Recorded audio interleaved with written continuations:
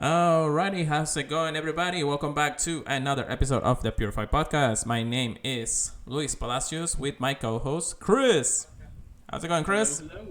It's going very well, Uh, very well. Alrighty, today is April 12th, 2020. I did not mess up the date this time. And by the way, we got some small little upgrades for the stream. Not much to hear, but you'll see him in just a moment. Chris, can you say hello to the chat now? Hi, hi. Hey, It's look your at boy. that. Finally, we got him on stream after so long. Like 9 episodes before we actually got him on stream. I'm like, Chris, you're killing me here.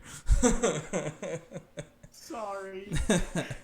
All right, well, today is another day to talk about all things Pokemon Go related news and updates. And of course, we got some exciting information to share with all of you because this last week has been another news filled week for sure. So, Chris, should we get in top of our research topics today? Oh, yes. Oh, yes. Wonderful. So let's go ahead and do this. But first thing that I want to talk about is actually something not related to maybe Niantic itself because, well, actually it's related to the game, but it's not related to Niantic because this is actually something that we shouldn't really talk about because it's breaking terms of services. But at the same time, we're actually, it's things that we want to talk about just because it's really important for everybody to note that these things are coming. We just don't know where yet. So disclaimer right now, we're probably going to speculate, but at the same time, we don't know when this thing will come out. So make sure you guys are aware. It's just information that we're finding as we get into more of the in-code detail in the game. So bear with us. Again, this is just Epic Game, data mines, whatever else. We usually shouldn't be doing this, but again, people are posting it, so we are going to talk about it. So Yeah. that's the good part about it. So yeah. So we'll go ahead and see, make sure everything working. All right, cool. Everything is working. All right, so the first thing that we're going to talk about for today's research is the APK mine by data miners. They found some interesting information in the code. And Chris, if you want to read the very first subtopic there for us. Yeah. So, one of the things they found is the remote raid pass, which lets you use a raid pass outside the range of a gym. So I'm curious how far. yeah, so basically, as we all know, right now the gyms were actually able to interact with the gyms around 70 feet away. They were extending that just because they want people to, have social distancing with the world, how the world is right now. However, the reports that the remote raid pass, something that just seemed interesting at first, but then people were talking on like maybe this is something that Niantic is doing to gain more money. Now, this is the information that we actually found. As Chris mentioned, outside of the outreach of the gym, we don't know the distance, maybe more than the gym's distance. We still don't know how it's actually going to help us raid. We just know there is a way for us to raid from home. So that's the interesting part, but we don't know the full details on how the range of that will be. If you have to be closer to it, or how are you gonna invite people, or do this or do that. How it's gonna work, we are not sure yet. So make sure that if you guys are aware of that, that whatever the case may be, that at least the name remote means that we'll be able to use it in that regard. Now, they're also going to be purchasable purchase in the shop. Now, that's part of the actual data mine. This is the part where people are saying, "Oh, Niantic is trying to make money out of us," and the reason why we say that is, or they say that is because is if it's only going to be purchasable, I can't say the word, purchase in the shop, then that means there's no other way to actually get this pass. We don't know that yet. We are still speculating how we're gonna get them. Yeah. Is it gonna be a reward? Is it gonna be a research task? Is it just going to be the shop, or are they gonna give us free raid passes? Chris, what do you think about that? I know a lot of people were hoping that they were gonna somehow give us a daily one, at least for right now, because it looks like they might make this a permanent addition to the game. Just the way they're adding it, but you never know. I want to say yes and no on that. Yes, it could be permanent because at the same time, when they're introducing something like this into the game, how are we going to take it away from us once all Yeah. this chaos world blows over? Um, but I think this is a way to still, like we were talking last time, how they're going to implement something that's gonna work in the game and implement it as fast as possible, so they can still people can still play the game the way that they intended to. Mm-hmm. This is a way because raid passes are already a code already in the game to use. We just need to be where the gym is. This time around, we're gonna be outside of the range of the gym, and we're not gonna actually have to leave our homes depending on how the mechanics work entirely. So Yeah. it's a start, which is good, and this is how in the blog post they said that they were gonna be able to do it at home. We still don't know how they're going to work. It's just a way. It's just information that we found in the code of the game. We're gonna probably see more as we go along the next few days, and that's because the game has to consistently update, so people are still finding information. So before we continue on, really quick, I want to say hi to LHW Gaming, which I forgot to say hi, and then Nick. Thank you very much for joining us also again today. Thank you, Nick. So once again, that's all my small little information. We still got a little bit more. During the remote raid pass, actually, or the remote raid, Pokemons will do less damage. So that means you can't just ask a friend, go do this legendary, and then do it if it's doable, If the Pokemon actually does less damage, that means that raid parties has to be more sizable than the ones that you thought you could do when a regular raid pass is used. Chris, what do you think about that? I'm hoping it just decreases it to like 75%. It seems like too much to affect right now. Like, I hope they don't end up actually implementing the damage decrease right now. Right. Because I don't know. It definitely feels like they're milking money right now if they make it so you have to get more people to like buy it to rate it, Yeah, definitely. Just It's just a way to make sure that you were not taking fully advantage of the remote raids. Now, let's go back a little bit to what we were saying before, how this is may actually be a permanent and impermanent. If this is actually a permanent thing, people who were always, let's say, rural to the whole rating thing because they couldn't get to a gym, they couldn't do anything, or they're, disabled or in the hospital or something like that, and they can't go anywhere because of the actual like main mechanics of the game. Maybe this is also a way to help out people who are in need of those things. So that's why I'm actually optimistic when it comes to it, because at the same time it could be a thing, but if you're gonna use it that way, then of course there's going to be restrictions to the thing. Yeah. So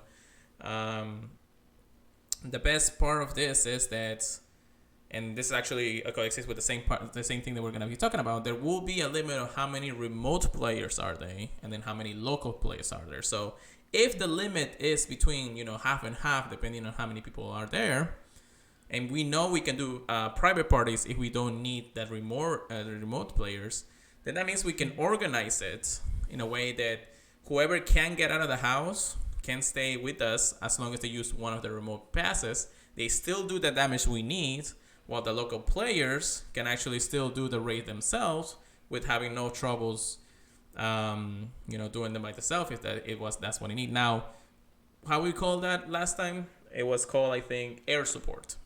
Now, yeah. Air support was basically for the spoofers. We won't get into a spoofer conversation today, but it was something nice to have when you really needed the help out there. Yeah. Now, if this is actually going to prevent the cheaters of the spoofers out there to keep on doing their things they were doing, then it's great, because the other half of the community who were not able to get to this point before can actually do it now. So it's actually like really helpful to understand that if this is actually permanent, it will help out the community even better by putting something that Niantic has put by themselves. But there is one but of this. Once all of this is over with the world, the core mechanics of the games will be enforced by Niantic. So the exercise, the go out and play, the get with your community, all of those key components of the game will still be enforced and actually topped from the ones that we're having right now for that reason. So we actually always have to think that those are always going to be there. They're just being changed because the world is changing right now, and that's what we have to always keep in mind when it comes down to it. Nick also gave us a piece of information that some with this update, some ban waves have been going on. So people who are cheating or spoofing or doing all those things are actually being banned for that reason. So thank you, Nick, for that splendid piece of information. So Chris, aside from the player and local limit, what else do we got here on the raid pass, on the remote raid passes? On the remote raid pass? Yeah. That you'll only be able to carry a certain amount, and also I'm really excited about the next one, that the buddy system will bring you gifts to send to friends. All right, you got a little bit ahead there, but anyways, the one last thing that actually that remote raid pass said is that you can only carry a certain amount. So there's not gonna be like people who's gonna get 500 raid passes or remote raid passes and do raids just like that. There's going to be a limit on how much you can purchase because again, the core mechanics of the games are still there. So it's to that point, they don't want to have this to be the only thing that we do just because we can do it from home.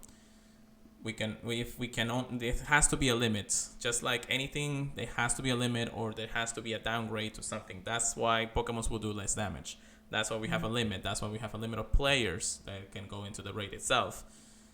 Everything will have a limit.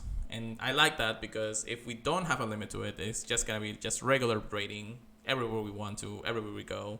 And just like somebody mentioned, people can finish up the race in their actual local time, but then be invited to somebody who's around the world. If they have the friend system, you know? Yeah, I don't think it's going to be that far personally, but you never know how far the distance is going to be at all. True, and in my speculation and my team full hat to this is that because you're in a certain region, you can use the remote raid pass if you're invited to someplace else in another region of the place. So you'll be limited to where you are local time. So if you are trying to use a remote raid pass for something that's 3 hours behind us, which is like, Los Angeles or something, we won't be able to do because your data in the game will say, hey, it's past 10 o'clock, you can't raid, so it won't be usable. Maybe that's a little speculation. That's not actually part of the data mine when it comes down to it, but it could be implemented that way, So I can see that. Yeah, so now that we actually got that out of the way, you can talk about the value system. So I know a problem for a lot of people has been they want to open gifts. And if you want to open gifts, you also want to send gifts so other people can open them. But obviously, a lot of people haven't been able to go outside for really any amount of time, more than what's necessary. So they're adding a buddy system where it can bring you gifts to send to friends. I'm curious how often that will be. I don't think it's going to be very often. I think it's going to be about as random as the gifts you get right now with the little supply drops and souvenirs, honestly. Well, that's the thing. Is the buddy going to need a specific amount of hearts to basically bring those gifts to us and then, give them to the friends? Now, this also helps out the people who can't really spin stops and need the gifts to send for that. I'm going to actually add to that because there was something that Niantic was doing right now or in the last week. Actually, this was implemented not by Niantic, but by Zoe2Dots. So Zoe2Dots started tweeting out saying, I have space in my friend list. If people need gifts, go ahead and send me your request. This is my friend code. And then I'll send the gifts and then delete you right after. And ask the community nicely, say, just delete me after you get the gift. So that way we can actually move on to the list and all that. Now, Niantic caught on to it. And because they are partnered with Zoe2Dots, they said, hey, we're going to do the same. But since Niantic has the biggest player base in the world, everybody started going to Niantic. And Niantic's literally 5 minutes or even 2 minutes after they posted that, 200 friends that were already full, that were sending gifts like crazy. They even broke their server during that time, which was hilarious. And and then other content creators actually did the same thing, where they said, "Hey, supply drops. Here's your gift. Go ahead and do that for me, please. I know you're talking to your girlfriend." And then, they can see you, right? I'm not saying anything. Sure. Anyways, other content creators like the Laura podcast and other players are actually saying the same thing. They've been retweeted by Niantic and they've been sending out gifts to help the player base right now. Of course, we can't help out, the millions and billions of players out there, but they're at least trying to do what's best from their community and be like, hey, we want to help out. People can do it. Let's go ahead and send off the amount of gift for that. So thank you, everybody. Thank you, Niantic. Thank you to all the content creators out there for implementing this system. The same time, they did one last thing, and then we'll go over the last part of the data mining here.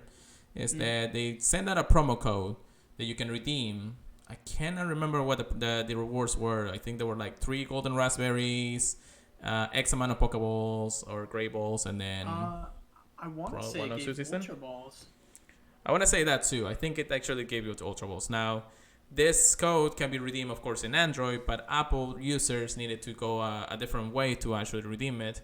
They had a website where you can input your email, which is connected to your Pokemon Go account, and then just put in the code. Now, because everybody was doing it after they first actually put it, once again, they crashed the servers. Everybody wanted to go in. I tried. When the moment I actually saw that, I said I tried it, and it didn't work for the first or 2 hours after that. Then I went in again, probably around the nighttime, and then I said, hey, let me use the code again, and it worked. So I got my in-game rewards. It worked out pretty well. All of that. Again, this is just helping the players, even if it was just a small amount. So it wasn't that bad. But yeah, the last thing that we actually wanted to talk about is Abra's Community Day has been rescheduled. Now, it's been rescheduled for the 25th of April, which is, what, a week from now or 2 weeks from now? 25th? Yeah, 25th. Yeah, a little bit less than 2 weeks, I believe, right? A little less than 2 weeks. So, yes. So, not this coming Saturday, but the following Saturday. It's when Community Day should be. Thank God I'm off that day. I should be off. Yeah, I know. So, you probably won't see me streaming in the daytime that day, but still. Now, we know that Community Day is a big event that people go out, play the game. You know that the world is still technically in quarantine lockdown in their own place, in their own way. So this part of the discussion is just either speculation or trying to see how they're going to work it out. Is it going to be just like they did with the Safari Zone tickets? Maybe. I can see that happening more. And that's because really it's the only way that a lot of people can do now. I think like in the shop they'll probably put like extra incubators or extra insets for it, but Abra is coming back. Chris, what do you think about that? I'm definitely excited. It's always nice to get a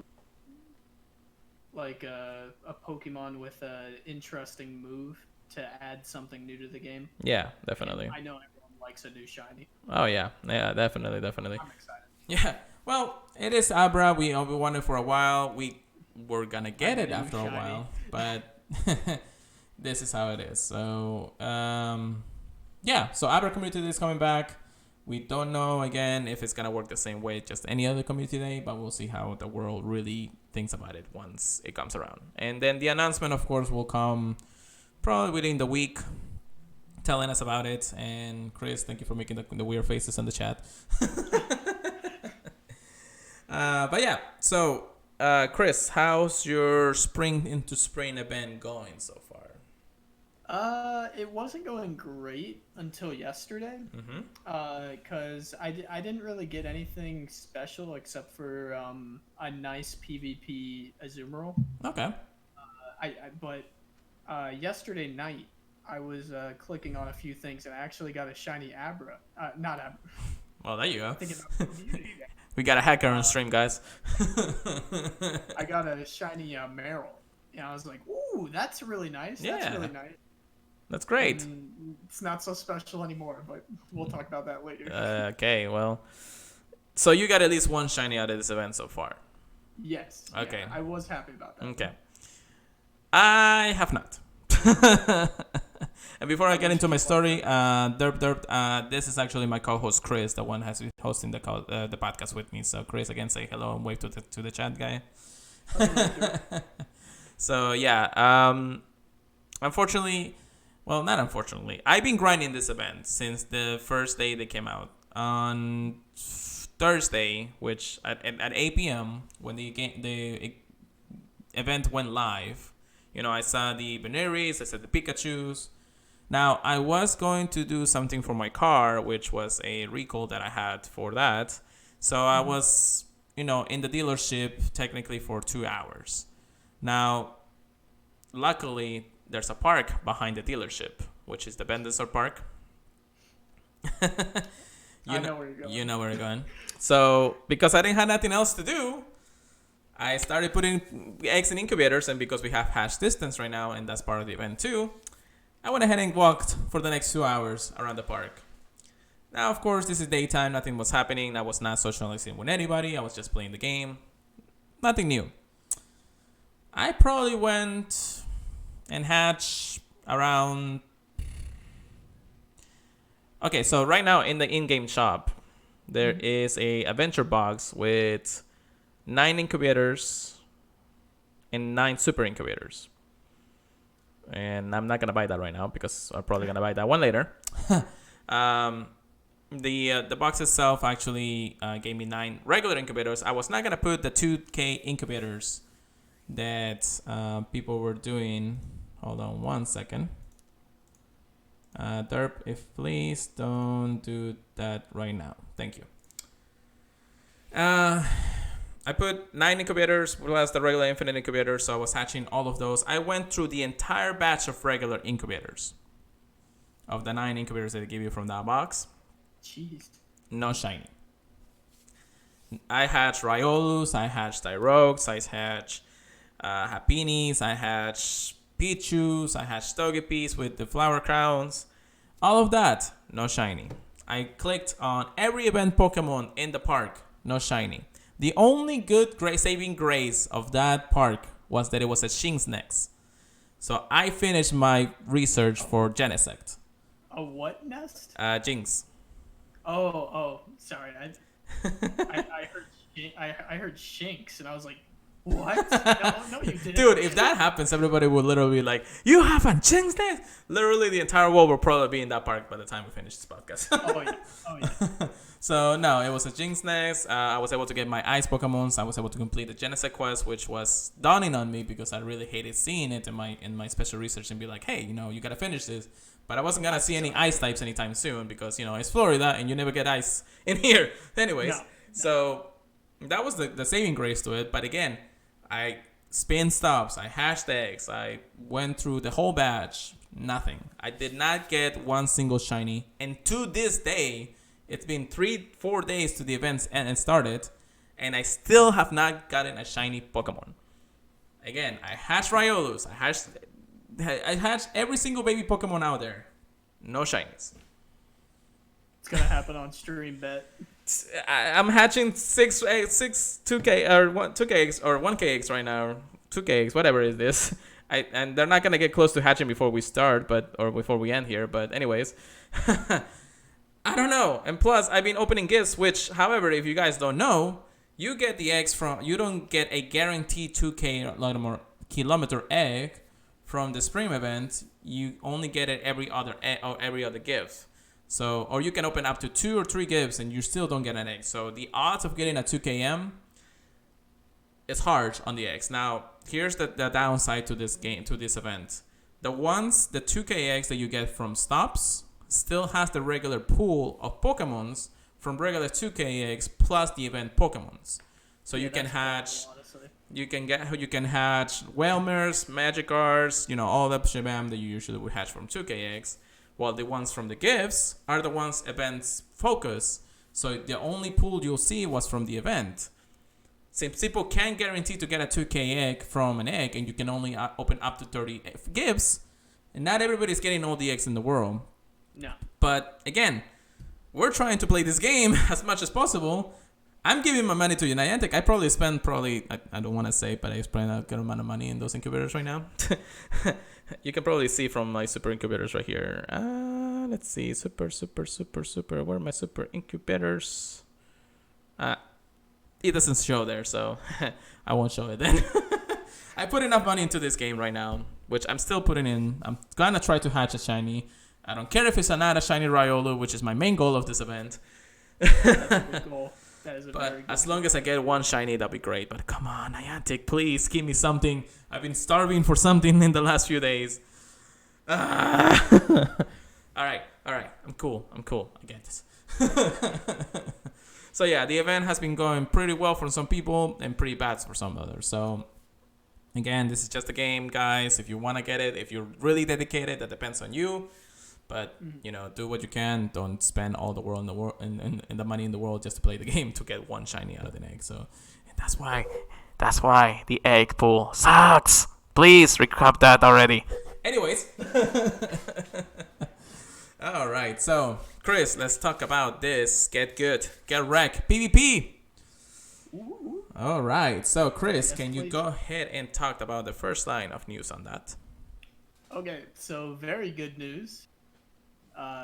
We're gonna have the Go Battle League walking requirements extended until May for no walking at all and no coins to battle for extra sets until May 1st. So originally, yes. So originally, it was actually the walking requirements were going to return to Go Battle League by April 15.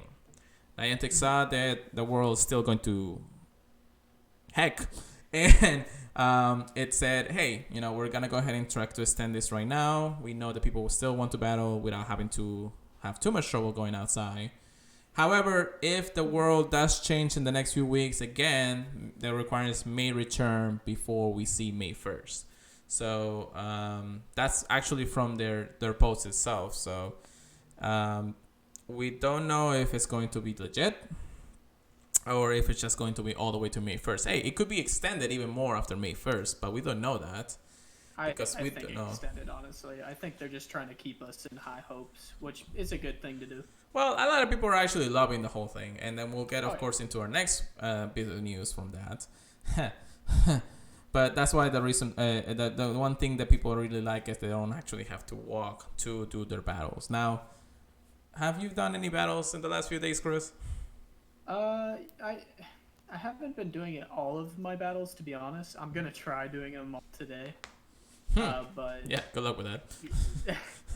but yeah, I've been getting in like one or two battles, but I'm not really happy with Master League at all because I have like no Stardust, so I can't build anything worthwhile. Between Sil players and regular Go Battle League players, that Stardust have been scarce in the last few days. So it's not that you don't have it. You, as a PvP player for Silk Arena, don't have it. I have it just because I actually haven't done a PvP arena in a while. So it's not that I don't want to do them. It's just that right now my focus is to do other things and just save enough Stardust so I don't actually have to waste them all in one place.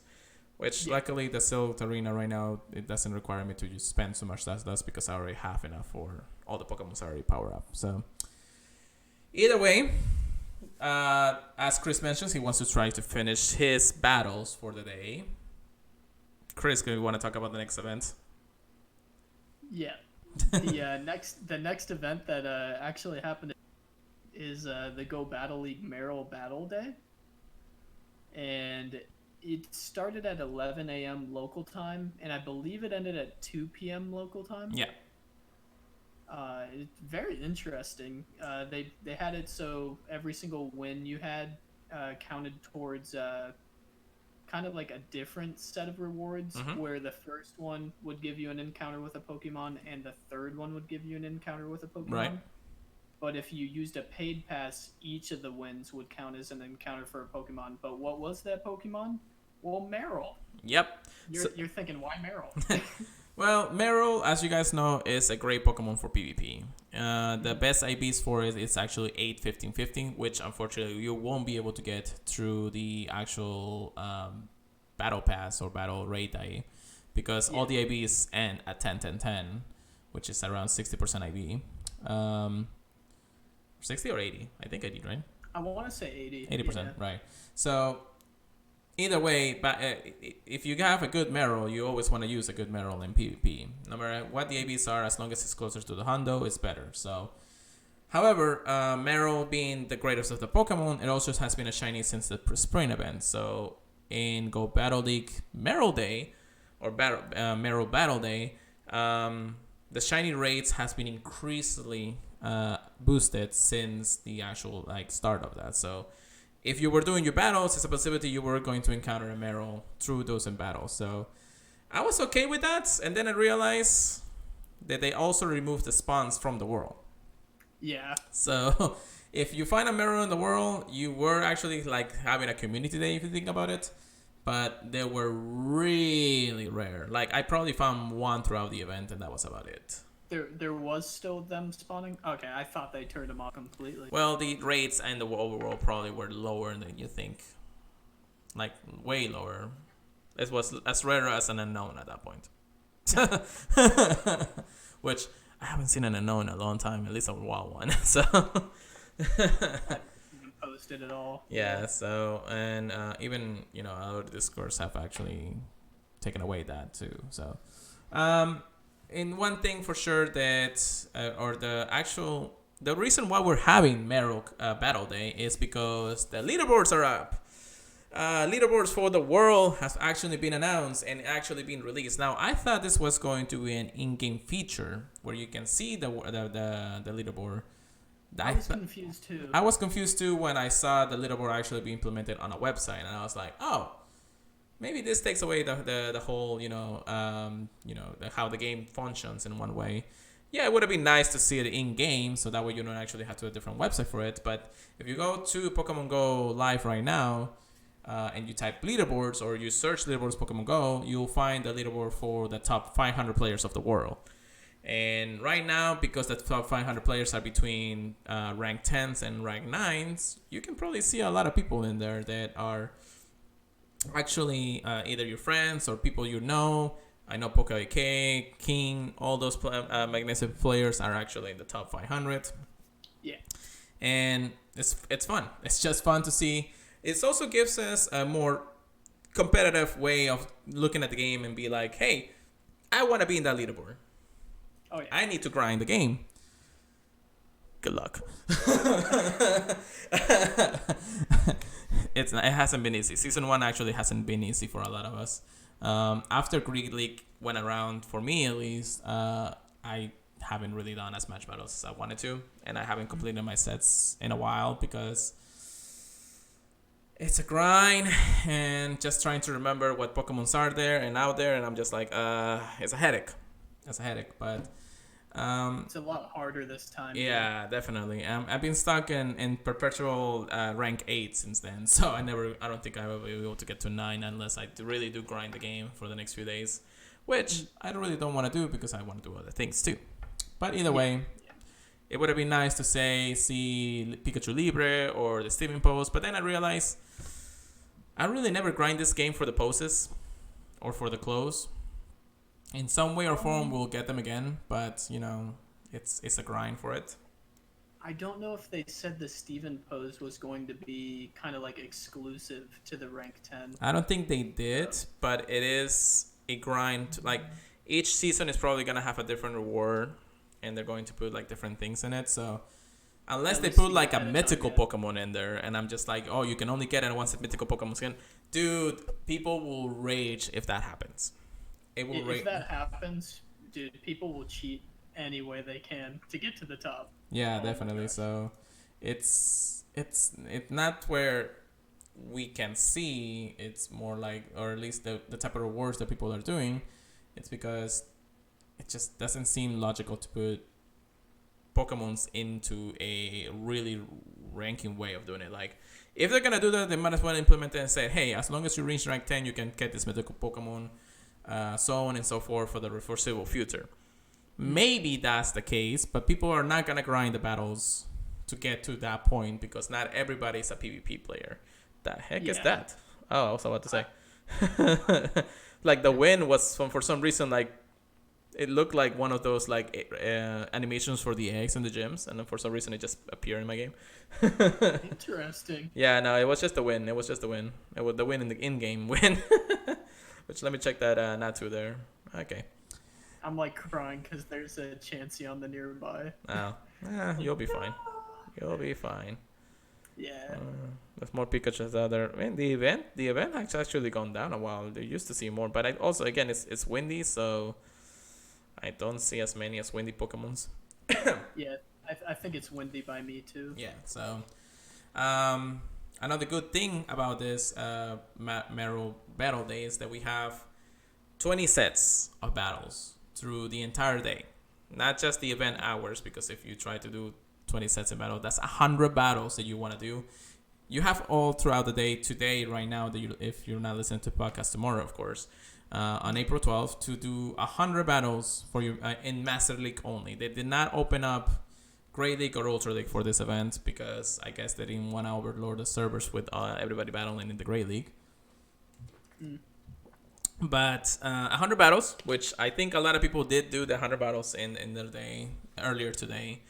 And they'll be getting rank 9 and rank 10 just because, as long as you grind the game, you could get them. But I wasn't going to sit on my butt for 2 or 3 hours and just battle my phone finger and be like...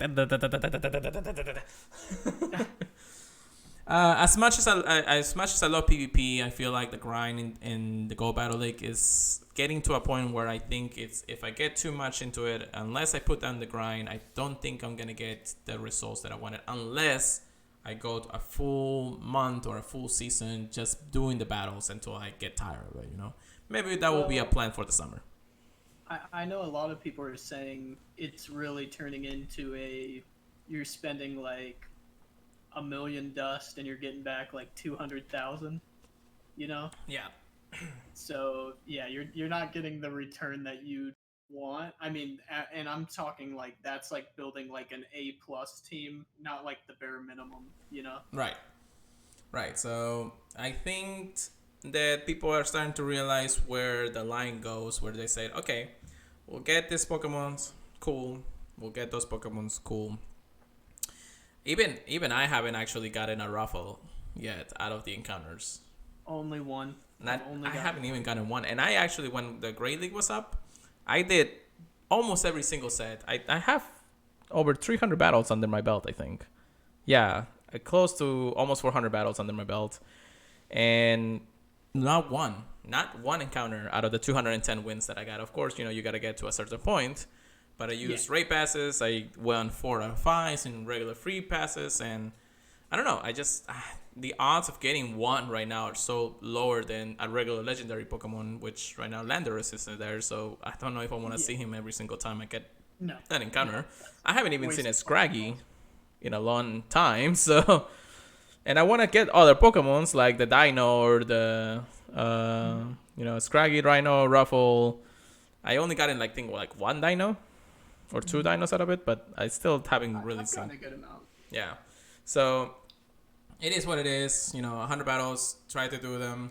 Sorry that you're listening to this podcast before or after the battles are done. Probably when the day is over. You guys are probably already done with that anyways. But again...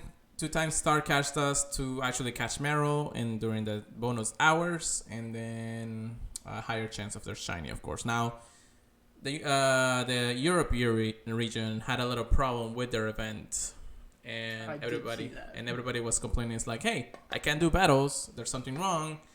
So Niantic has actually posted saying, hey, we understand that there were some problems throughout the event.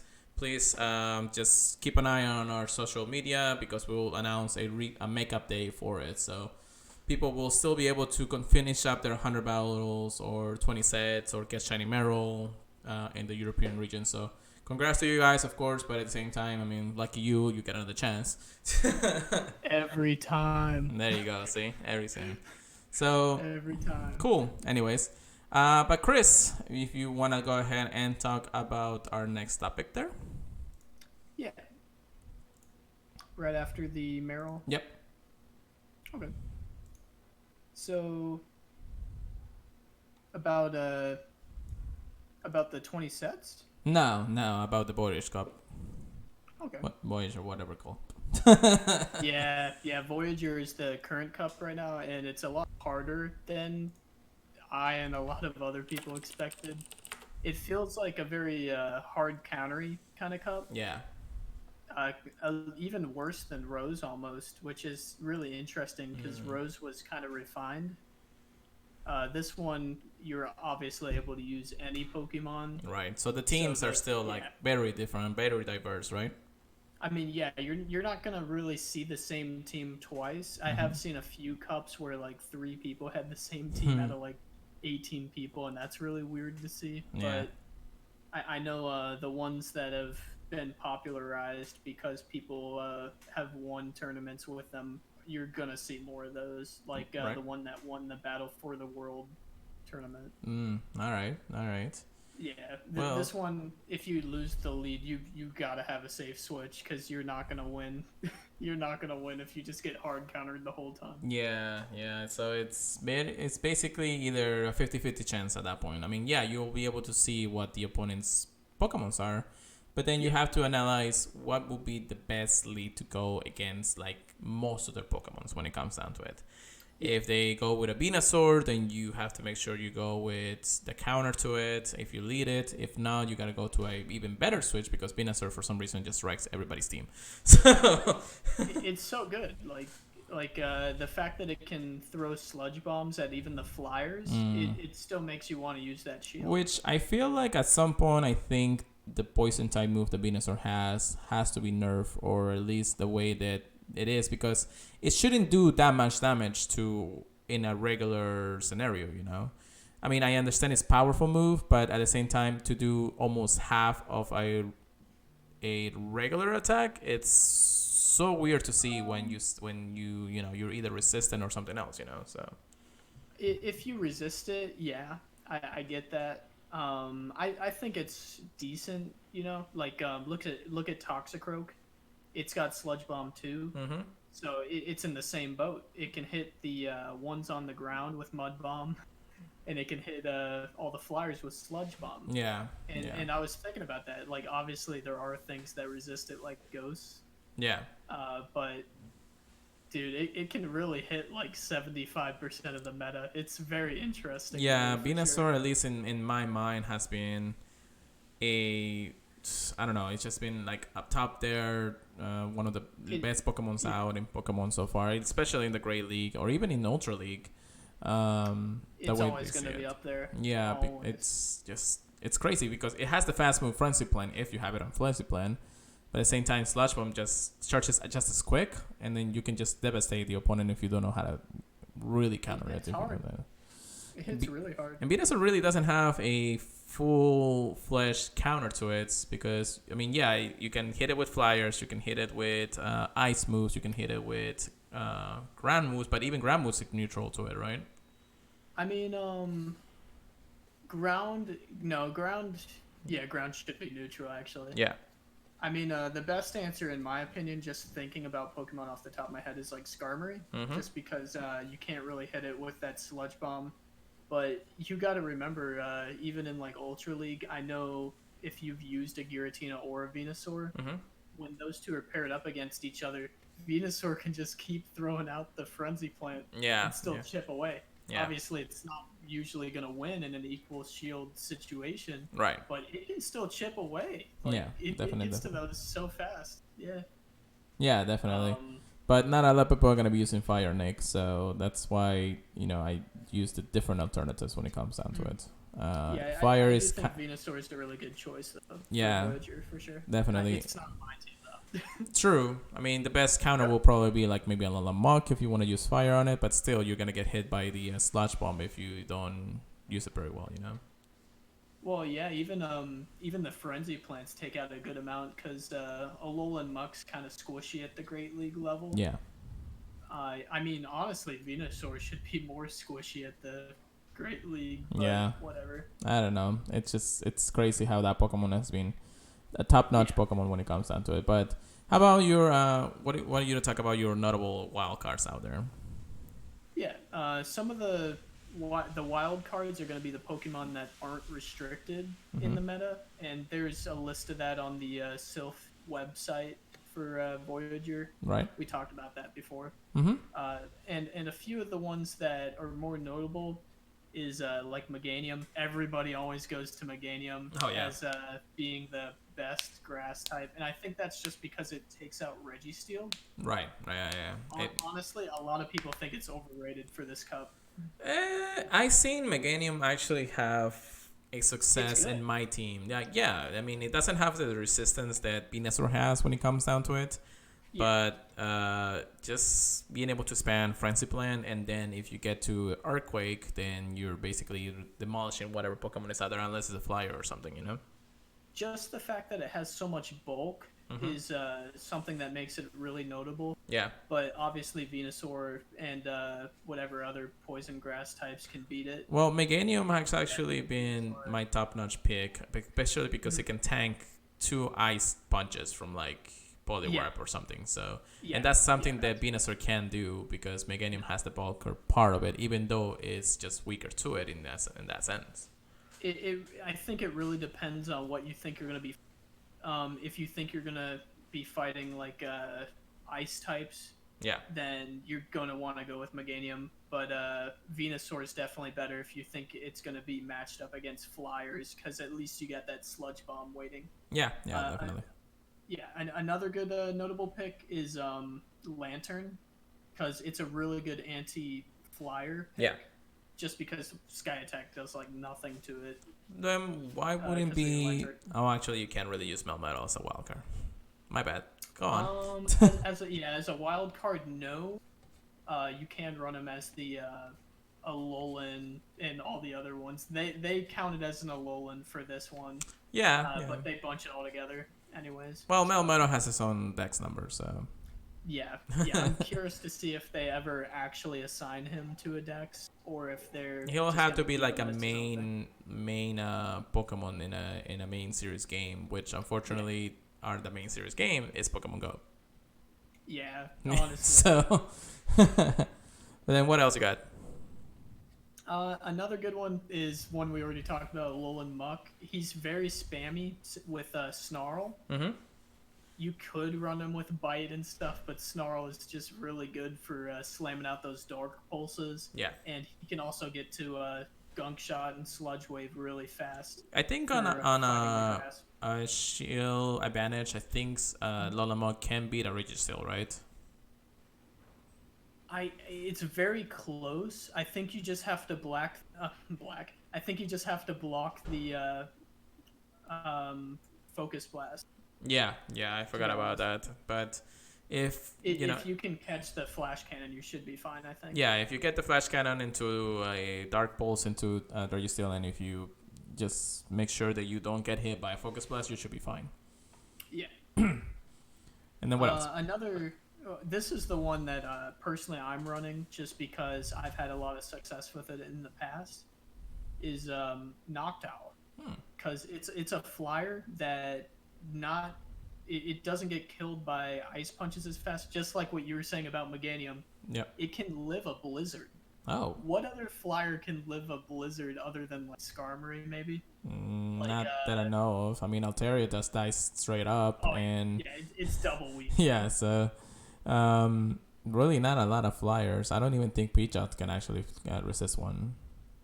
I honestly doubt it. So It should be Noctowl pretty is low basically level. then a bulk flyer. Well, what I really like about it too is it can counter the like Haunter. Okay. Because it can't get hit by like Ghost Punch, Shadow Shadow Punch. or Shadow Ball. It eat just because resists it's a it. normal Yeah, it attack. resists this. Yeah. And would it be a bad idea to see him as an alternative if he can leave that much? However, of course, if you're going against something like a Lantern, then you're pretty much screwed. Yeah, you're not touching it, or obviously like any wall of any sort, like Yeah. Bastiodon or. Yeah, but Probopass. Bastion And I just think wrecks it. Probopass is a A really lot of good people actually, I've seen a lot of people, even Speedy has actually used a Bastion in his 9-0 in I saw regionals too, so it hasn't been a bad idea. Bastion is actually a pretty good Pokemon no matter where you see it, and a lot of people were using them in the Elite Four challenge Yeah. a week ago or a week and a half ago. Yeah, so it's something to keep an eye on when it comes down to it.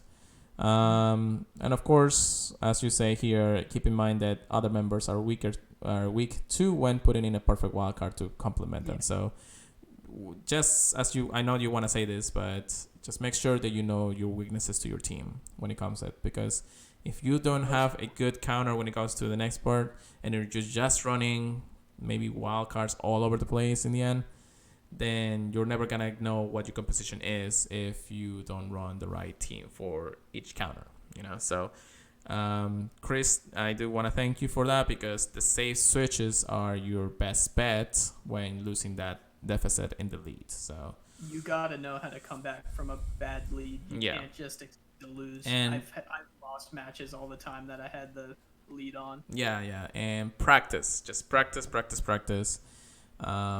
When you see that, like even in the Great, like I want to go back to maybe the Go Battle League to this. Like when I was in the Great League, I was mostly running one team, which was actually working out pretty well for me, because I was going a consistency of 3 and 5 and 4 and 5 if I actually get lucky. But knowing what Pokemons your Pokemons can resist, what Pokemons it can tank, what Pokemons it can dish out power to, it's all over the place. Like something like maybe a Lowland Raichu. Now, a Lowland Raichu is squishy. It dies really quickly to a lot of things. But then I noticed one thing when I was using it. It can live up to one Flash Cannon from Registeel, and it can beat him down quicker than the next Flash Cannon comes around. Oh, yeah. So, spammy boy. Yeah, so if you know the tankiness of your Pokemons, what can take, as long as you practice enough well with them, then you know what can take out and what it cannot. So make sure you practice in that regard, because learn your team, learn the deficits. If you need to have other people help you out, as people, there's a lot of people out there that will coach you or do something similar to it, where to the point where you'll be able to actually become better in PvP. And everybody at this point is basically the same, even in Go Battle League or in regular Silt Arena Cups. So in that regard, practice. Know your Pokemon, know your team. And it sometimes it's not about winning, it's about the experience, and you'll see how those Pokemons will fare in the future when it comes down to it. So that's really what we got, right, Chris? Yeah. And Tom William, thank you very much for joining us on the stream here. Thank you so much for coming by. Thank you. What else do you have there, Chris? So I've been doing a few Voyager Cups, and I noticed on accident that as soon as I started my first Voyager Cup that I put all my ranking into, that all my team was weak to Stunfisk. Every single one. Oh. And it was right after Stunfisk got added. I was like, no, why did I do that? And did you see some Stank-Face in the last Voyagers? The first fight I had was against a Stunfisk. I'm fighting another one in the next fight that I do in this tournament. Okay. I adjusted my team afterwards for the other tournaments I'm in. Right. But dude, Stunfisk is evil. Yeah. You don't want to see it. Yeah. Well, luckily enough, I haven't actually caught a good one for PvP yet. So you're like there if you need to. It's gonna be all around, in my opinion. Yeah, I got 3 Stunfish, a couple from research, so they're not PvP level ones. No. So they're not gonna do much. I didn't forget I had that 98 there. Oh well. If you want to trade them, Yeah, we could do that, but we're best friends, remember? So the AVs are not gonna go that high or lower. So get that 5, 15, 15. Yeah. Sure. Anyways. So yeah, I think we got everything covered today, right, Chris? Oh yeah, that should be everything. Yeah. So I think that's everything that we have for all of you guys today. Thank you so much for joining us, of course. Make sure that if you have any more information or something that you want to tell us, make sure you email us at thepurifiedpodcast@gmail.com. You can also text us at either text or voice message at 941-417-9243. If those things don't actually apply to you, of course, and you don't want to do those, my Twitter is PureLarryGo. Chris, what is your Twitter? Christo, like Chris, and then TO0517 on Twitter. There you go. You can also catch me on my streams. I'm switching over to Twitch every now and then to do other games, but then of course my Pokemon live streams are still on this channel. Chris has actually started his own Twitch channel, and he's been playing some Chinese charm catches on Let's Go until he gets Sword and Shield up and running. That is of course where in Twitch. It'll be under my name, Pokemon Trigger, please, on there. There you go. And then of course mine will be Pure Letter. But those are the places that you can best reach us at when we are off this podcast. But either way, also, if you guys want to rate this podcast, of course, we are in Apple Podcasts, Stitcher, Google Podcasts, and any other podcast feeds.